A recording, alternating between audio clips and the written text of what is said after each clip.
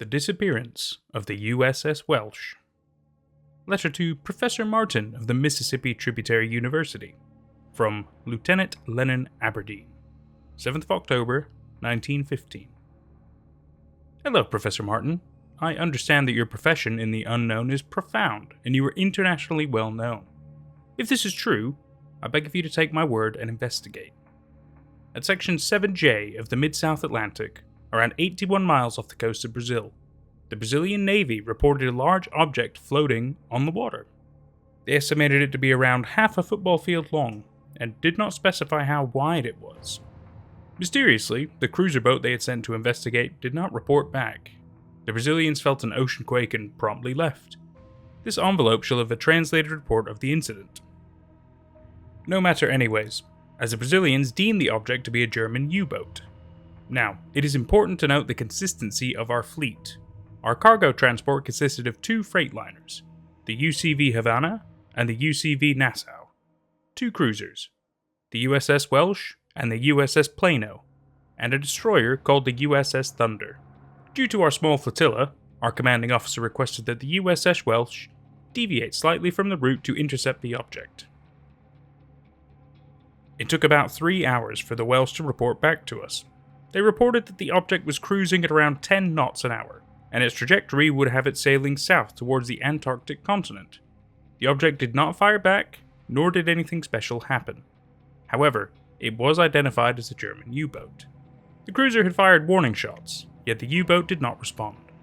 The Welsh waited an hour, and then proceeded to fire its cannons at the back of the U-boat, attempting to destroy the propellers. Eventually, a shot made it through, and the German boat halted. Still, however, the boat made no activity. Then, after about 10 minutes, it sunk into the ocean. The Welsh began its course to reconnect with the convoy. When the stern was facing where the U-boat once was, a hole appeared below the engine. First, it was only a few centimeters small, but it slowly grew to a few inches, then a foot wide. The engine room was filling with water. The Welsh still managed to make it back to the convoy, and the captain allowed for the cruiser to make a route to Rio de Janeiro before it fully sunk. We took some of their ammunition supply and assisted in pumping out water before they changed course. At 01:50 at night, we heard a rumbling noise. There was no foul weather predicted for this region of the ocean.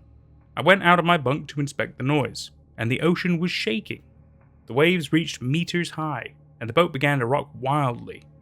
I spotted a crewmate and ordered him to fire a flare above the ocean to raise the visibility. After being ordered to do so, the man shot a red flare. It contacted the clouds, which were suspiciously low and faded. I then told the man to come to the bridge with me. Reaching the bridge was a treacherous journey. The waves rose higher, and each step felt like walking on a rope bridge in high winds. I come from Maine, and have experienced many storms at sea. None was as terrible as this. Upon reaching the bridge, we checked our speed. There must have been a strong current dragging us, as we were going 20 knots above maximum speed. I radioed the only other cruiser, the USS Plano. The Plano reported that the entire crew was awakened by the storm, and their reported speed was 40 knots. From the bridge, I saw the radio operator on the deck. He was waving towards us and was making his way up. The poor soul should not have been so careless. A large wave converged over us and threw him off the boat. The man next to me had a look of horror on his face. I told him to sit down and hold himself down. The captain radioed us, saying that the weather was causing both freightliners to bring on too much water. He informed us that the fleet will be heading towards a port in southern Brazil to wait out the storm. I contacted the Welsh to report the weather in Rio de Janeiro, but they did not respond. One of the crewmates in the bunk, who was from Argentina, had once told me of a creature with many similarities. I diverged from the path we were taking, but the current kept dragging us in one direction. It took too much frustration to eventually take the boat out of the current. The waves screamed at us and yelled its insults. Every mile that we moved, the waves would lower by a meter. Eventually, the convoy was out of whatever foul force had started that monsoon. I went back down to check the damage. I found that, other than a missing toolkit that remained untethered, the boat was almost untouched. I went back into the hull and left the man with me to rest. I checked in with the captain and reported what was missing. Captain Winston was not happy. He bluffed the unusual weather as a hurricane passing through and doubted that we really needed to go off course. A freightliner had lost its communication with the convoy and was left isolated with no protection. The captain complained how he would be discharged from the Navy and could only hope that the freightliner would make it to Argentina. At the port of ILikele, I decided to ask the locals if there was any severe weather lately. Everyone I asked said no. However, when I detailed the occurrence to an old man, he told us a story. Long ago, when the man was in his early adulthood, he worked for a fishing company. One day, he saw an empty canoe about 20 miles from the coast. His captain thought of looking into the canoe to see if there was any leftover fishing supplies. Once their small fishing boat came parallel to the empty canoe, a strong wind began blowing. The waves got choppier, and the canoe sank with the waves. A cloudless day had suddenly become an extreme monsoon. The captain of the fishing boat immediately ordered the vessel to return to port. The old man, who was working on the deck, was told by the captain that a large hole had been created below the engine. Water flowed into the engine compartment. By the time that the boat sunk, the captain and the old man were the only ones remaining. The two of them remained in place until a passing-by fishing boat rescued them. He and his captain tried to warn everyone of a great danger at sea, but to no avail. Their story was mocked and believed to be a lie. I asked where the captain of the fishing boat was. The old man said that the captain had passed away many years ago from old age. I thanked the man for his time and headed back towards the destroyer. I found it odd how the man referred to the monsoon and the whole event as if whatever caused it was a living creature. I met the captain, and as we were ready to leave Porto Alegre, I told the captain about the old man's story. Obviously, the captain was skeptical, believing it to be some folktale. Our convoy was back on the original route. We needed to head about 700 southwest before we reached our end. We kept a steady pacing of 20 knots southwest. There was nothing unusual to report. We spotted a figure in the distance, and we received a telegram. USS Welsh. Hello, USS Thunder. Back from Brazil. Rejoining convoy. We sent back, USS Thunder. Welcome back, USS Welsh. It was a welcome sight to see the Welsh back in its hole. Though through the binoculars, the Welsh was considerably further than anticipated. About 30 minutes later, the Welsh could finally contact us via radio. The captain and the Welsh talked back to each other. Eventually, everyone on our ship was telling the captain to ask the Welsh about what happened 2 days ago. The Welsh responded that there was indeed a light rain, and a small current heading south about 2 knots. The Welsh was about 15 miles from the Brazilian coast during the monsoon. Around 1540, the USS Plano, which was about a quarter of a mile ahead, reported a spotting of the missing freightliner, the UCV Nassau. The captain sighed loudly, as if the UCV Nassau was the only thing on his mind. We contacted the freightliner's bridge, but there was no response. I was immediately suspicious. The freightliner was not moving, and the captain decided to investigate. He sent me and a group of 3 others to board the freightliner. The group consisted of an engineer, a soldier, a radio operator, and me.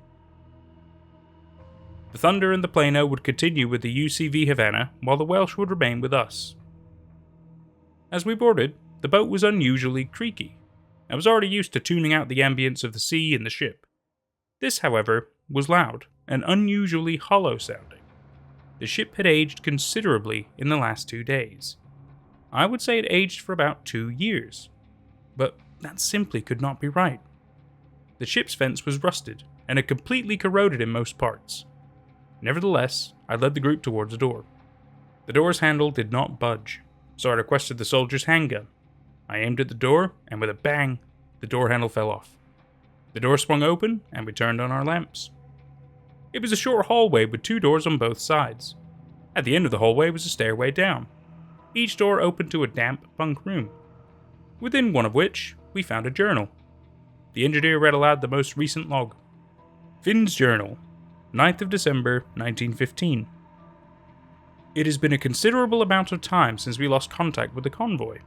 Admiral Seth told us that the ship had finally exhausted all food sources. We had used all the cargo to sustain us and extend our chances of being found. We had run out of oil a few days ago already. Our chances of surviving are slim to none.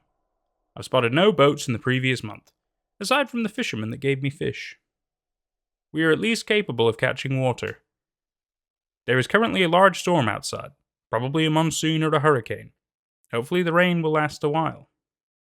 I recall that when we read that journal, it was the 10th of October 1915.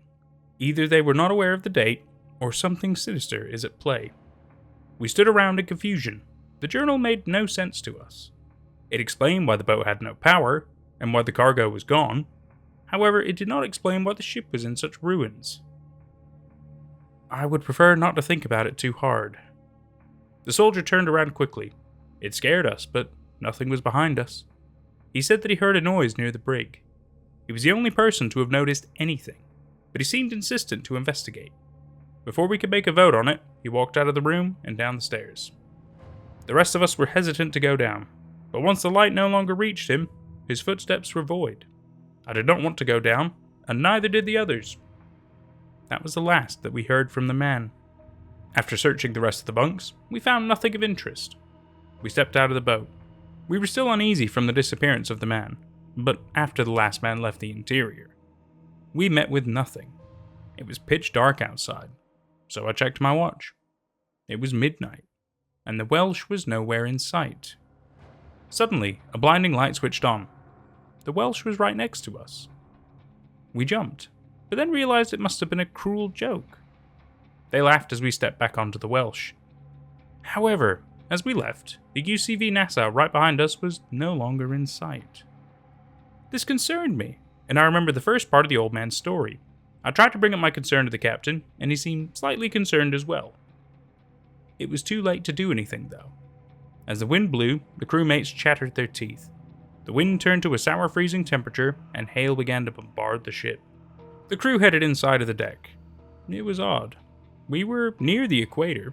It was highly unusual for it to hail. The waves were now as high as the deck.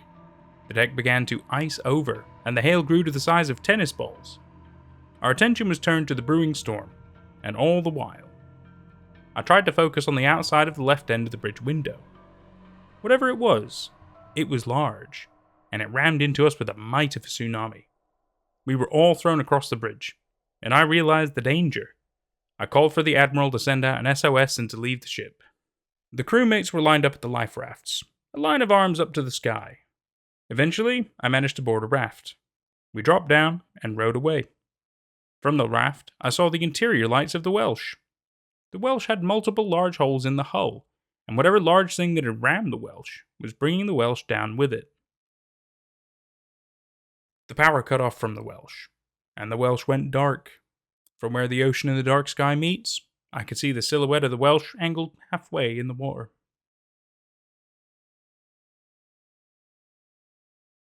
I guess I had blacked out. It was morning when I blinked. My body was bruised up from the hail.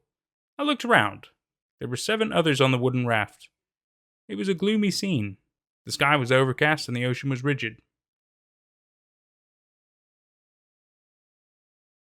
After several days on the water, a rescue boat was dispatched. It turns out that our small raft was closest to when the Welsh was last seen. We were the only ones they found. When we arrived at Buenos Aires, we did not find the rest of the crew. Captain Winston told us that when the convoy arrived, they had been waiting for the USS Welsh to appear. Once a day had passed, they dispatched a rescue boat. This near-death scenario has brought me to write to you, Professor Martin. I urge you to investigate this hidden force. I do not believe it was a natural monsoon, and the waves that night were far from natural. I believe the thing that rammed the Welsh to have been the freightliner we had previously boarded. Once again, I urge you to investigate. May this letter find you well, and I hope to see your letter back. Lennon, Aberdeen. And that was The Disappearance of the USS Welsh by ILikelemonadeiagree. That's a funny name.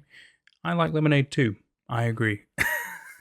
So, the initial thoughts I first had going into this are, I was like, oh, okay, well, is it going to be like the thing got pulled down underwater or something? You know, what makes it disappear? Does it go into fog and it disappears, becomes a ghost shipy kind of thing? You can never really tell just based on the title alone.